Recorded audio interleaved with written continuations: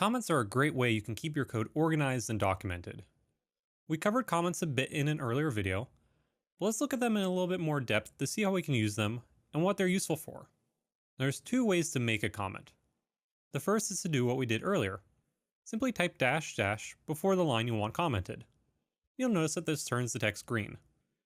This is great for leaving a quick note. It's also handy if you want to see how your code will run without a particular line, but you don't want to delete that line so you can use it again later. The other type of comment is a block comment, which is used to comment several lines of code at once. To add a block comment, start again with the dash dash, but then also include two open brackets. This indicates where you want the comment block to start. At the end of it, you can type dash dash and then two closing brackets. That'll end the comment. Everything in between those will be commented, turned green. And these types of comments are good for long descriptions that you'll think will take up several lines of code, or if you want to maybe temporarily remove a function. So let's talk about why you should use comments at all, and the best ways to use them. Commenting your code is good practice because it can make it much easier for others to read. If someone is going through your code looking for something, it's much easier to read through a comment than to go through the code line by line trying to figure out what it does. Now, even if other people aren't going to be reading your code, it can still help you out.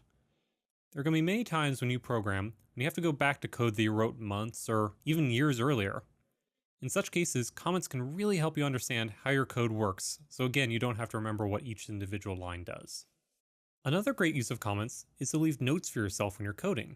A common practice is to leave a comment that starts off with the phrase, to do, then a description of what you have to finish up. Later, you can use the Studio feature Find in All Scripts, which you get by pressing Ctrl, Shift, and F, type in to do, and you can see all the notes that you've left for yourself. One last thing about comments.